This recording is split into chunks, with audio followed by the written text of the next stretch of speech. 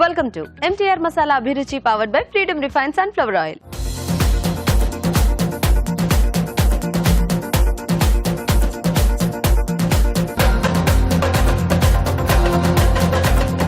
Hi Raju garu. Hello andi. So ee roju gumugumalo em tasty recipe chestunaru? Cabbage allam combination lo iguru chestunandi. Cabbage allam iguru. Cabbage allam iguru. Yes. Okay, మరి cabbage allam iguru కావాల్సిన పదార్థాలు ఏంటో చూద్దాం. Cabbage అల్లం ఇగురు తయారు చేయడానికి కావాల్సిన పదార్థాలు: తరిగిన క్యాబేజ్ 1 కప్పు, అల్లం ముక్కలు 2 టేబుల్ స్పూన్లు, పోపు దినుసులు 1 టీ స్పూన్, తరిగిన పచ్చిమిరపకాయలు 3, ఉప్పు తగినంత, కరివేపాకు 2 రెమ్మలు, కొత్తిమీర కొద్దిగా, పసుపు చిటికెడు, జీలకర్ర పొడి 1 టీ స్పూన్, నూనె 3 టేబుల్ స్పూన్లు, ఎండుమిరపకాయలు 2. ఓకే అండి, మరి కావాల్సిన పదార్థాలన్నీ చూసారు కదా రాజు గారు, మొదలు పెడదామా? ఓకే అండి. ఓ చాలా ఫాస్ట్ గా అయిపోతుందా ఇది? మనకి ఫాస్ట్ గా అయిపోతుంది. ఫస్ట్ ఒక పేస్ట్ రెడీ చేసుకుందాం. అల్లం పచ్చిమిర్చి కలిపేసి ఒక పేస్ట్ రెడీ చేసుకుందాం. అల్లం ముక్కల్లా కాకుండా కొద్దిగా పేస్ట్ లాగా వేసుకుంటున్నారు, బాగా కలిసిపోతుంది, ఆ టేస్ట్ ఎక్కువ తెలియడానికి. ఎస్, అల్లం ముక్కలు ఓకే, అలాగే పచ్చిమిర్చి ముక్కలు అండి. కారం అంతా ఇంక ఇదేనా మనకి ఘాటు? అంతేనండి. కొంచెం కచ్చాపచ్చగా అయితే సరిపోతుంది, మరీ ఫైన్గా అక్కర్లేదు.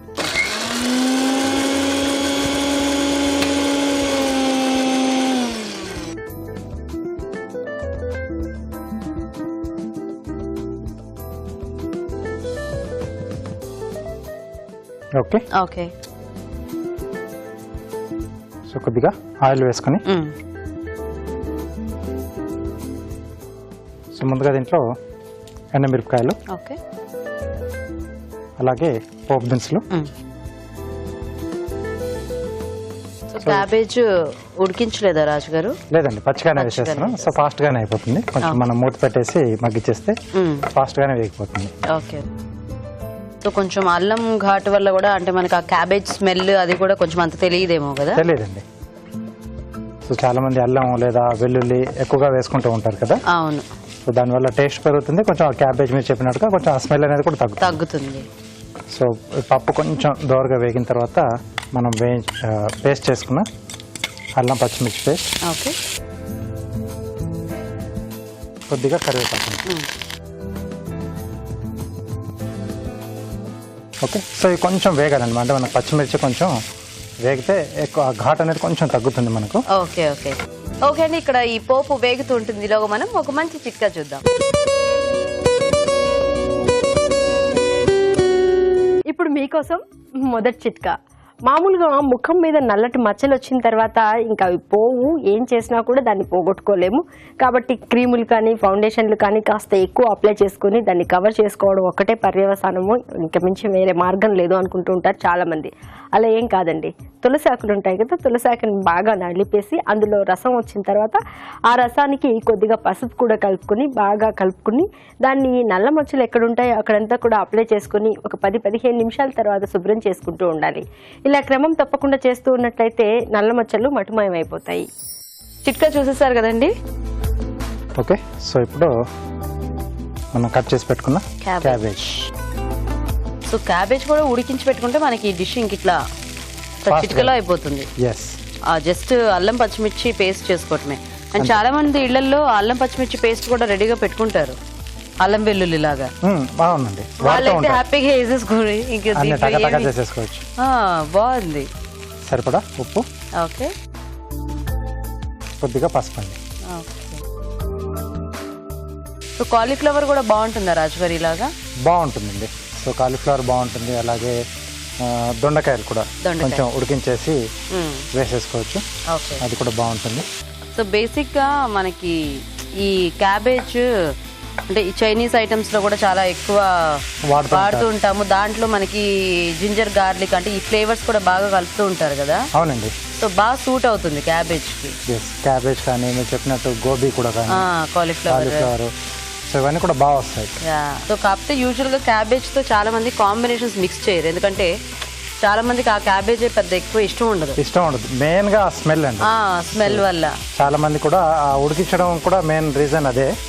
కొంచెం ఆ వాటర్ వాట్ చేస్తే దాంట్లో స్మెల్ వెళ్ళిపోతుంది అని చెప్పేసి ముందుగా ఉడికిచ్చేసి డిష్ చేస్తూ ఉంటారు. సో అంటే తినేవాళ్ళు తింటూ ఉంటారు. అండ్ కొంచెం అంటే ఈ థైరాయిడ్ ప్రాబ్లమ్స్ అలా ఉన్న వాళ్ళు కూడా కొద్దిగా క్యాబేజ్ ని అవాయిడ్ చేస్తూ ఉంటారు కదా.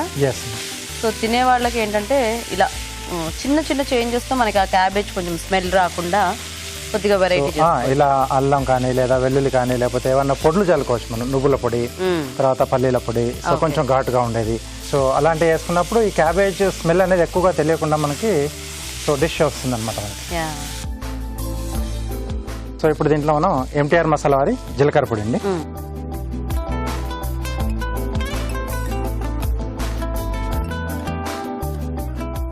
అలాగే కొద్దిగా కొత్తిమీర,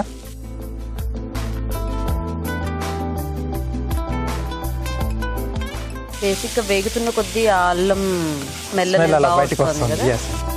సో మనకి అల్లం అంటే కొంచెం ఈ పుదీనా, ఈ కొత్తిమీర ఇలాంటివన్నీ కూడా మెంతి ఒకటి వేసి కొంచెం ఎంత వేగుతూ ఉంటే అంత స్మెల్ బాగా తెలుస్తూ ఉంటుంది. సో అయిపోవచ్చిందండి. ఓకే,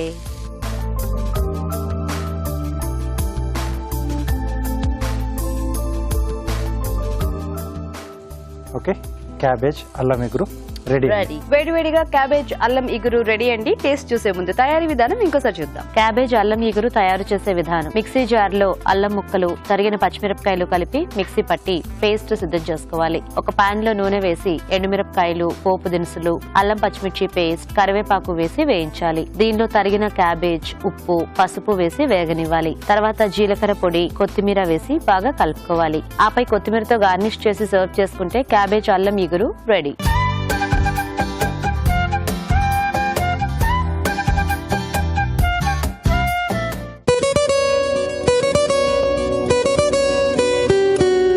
ఇప్పుడు మీకోసం మొదటి చిట్కా. మామూలుగా ముఖం మీద నల్లటి మచ్చలు వచ్చిన తర్వాత ఇంకా అవి పోవు, ఏం చేసినా కూడా దాన్ని పోగొట్టుకోలేము.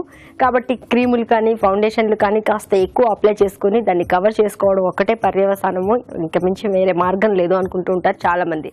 అలా ఏం కాదండి. తులసి ఆకులు ఉంటాయి కదా, తులసి ఆకుని బాగా నలిపేసి అందులో రసం వచ్చిన తర్వాత ఆ రసానికి కొద్దిగా పసుపు కూడా బాగా కలుపుకుని దాన్ని నల్ల మచ్చలు ఎక్కడ ఉంటాయో అక్కడంతా కూడా అప్లై చేసుకుని ఒక 10-15 నిమిషాల తర్వాత శుభ్రం చేసుకుంటూ ఉండాలి. ఇలా క్రమం తప్పకుండా చేస్తూ ఉన్నట్లయితే నల్ల మచ్చలు మటుమాయమైపోతాయి.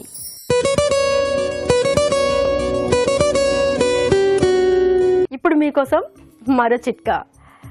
ఎండు ఖర్జూరాలు ఉన్నాయి కదండి, ఈ ఎండు ఖర్జూరాలని రాత్రిపూట ఒక 2-3 ఒక గ్లాస్ నీళ్లలో నానబెట్టుకుని ఉదయం లేచిన తర్వాత ఆ నీళ్లు తాగుతూ ఉన్నట్లయితే శరీరానికి తగిన పోషణ లభిస్తుంది. ముఖ్యంగా చిన్నపిల్లలకు కూడా ఈ నీళ్లు తాగిస్తూ ఉన్నట్లయితే వారికి కావాల్సినటువంటి బలం కూడా లభిస్తుంది.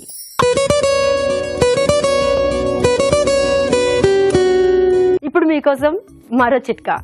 కీరా దోస తినడం ఆరోగ్యానికి మంచిదే, శరీరానికి చలవ చేస్తుంది, డైజెషన్ని పెంచుతుంది, ఇలా రకరకాల ఉపయోగాలు ఉన్నాయి. మరి మన శరీరంలో ఎక్కువగా కళ్ళు అలసిపోతూ ఉంటాయి కదా, అందుకనేసి కీరా దోసని చక్రాల్లాగా కట్ చేసుకుని కనీసం వారానికి 2-3 సార్లు అయినా కళ్ళ మీద ఉంచుకుని అలా ఒక 15 నిమిషాల పాటు రిలాక్స్ అవుతూ ఉన్నట్లయితే అలసిపోయిన కళ్ళకి స్వాంతన చేకూరుతుంది. అలాగే కళ్ళు తేజస్సుగా ఉంటాయి, ఆరోగ్యంగా కూడా ఉంటాయి.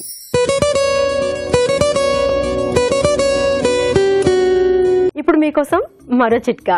బంగాళాదుంపలు తినడానికి టేస్టీగా ఉంటాయి, మరి సౌందర్య పోషణ విషయంలో కూడా మంచి స్థానాన్ని ఆక్రమిస్తాయి. ఎలా అంటారా?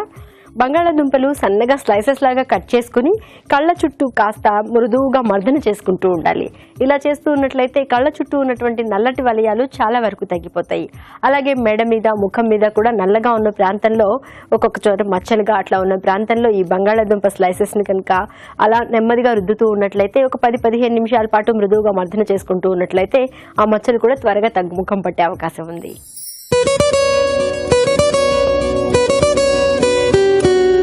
ఇప్పుడు మీకోసం మరో చిట్కా. కొంతమంది తిన్న ఆహారం అరగక అజీర్తి, పుల్లటి తేన్పులతో బాధపడుతూ ఉంటారు.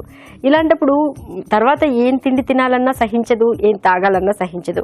ఇలాంటప్పుడు ఏం చేయాలి అంటే కొద్దిగా ఒక 2 స్పూన్లు ధనియాలు తీసుకుని ఒక గిన్నెలో వేసుకుని నీళ్లు కూడా ఒక గ్లాస్ వేసుకుని బాగా మరగ కాచుకుని కషాయం లాగా తయారు చేసుకుని అది గోరువెచ్చగా ఉన్నప్పుడు నెమ్మదిగా తాగుతూ ఉన్నట్లయితే జీర్ణక్రియ సాఫీగా జరుగుతుంది. అలాగే ఈ పుల్లటి తేన్పులు, అజీర్తి ఇవన్నీ కూడా తగ్గుముఖం పడతాయి.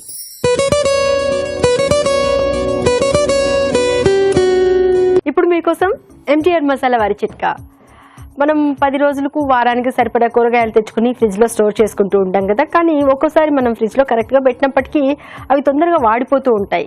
ఇలా వాడిపోకుండా ఉండాలి, కూరగాయలు కానీ ఆకుకూరలు కానీ ఫ్రెష్గా ఉండాలి అంటే కూరగాయలకైతే తొడుమలు తీసేసుకుని, ఆకుకూరలు అయితే ఆకులన్నీ కూడా వలిచి పెట్టుకుని ఒక పేపర్లో చుట్టి దాన్ని పాలిథిన్ కవర్లో పెట్టుకుని ఫ్రిడ్జ్లో స్టోర్ చేసుకున్నట్లయితే ఒక వారం రోజుల వరకు తాజాగా ఫ్రెష్గా ఉంటాయి.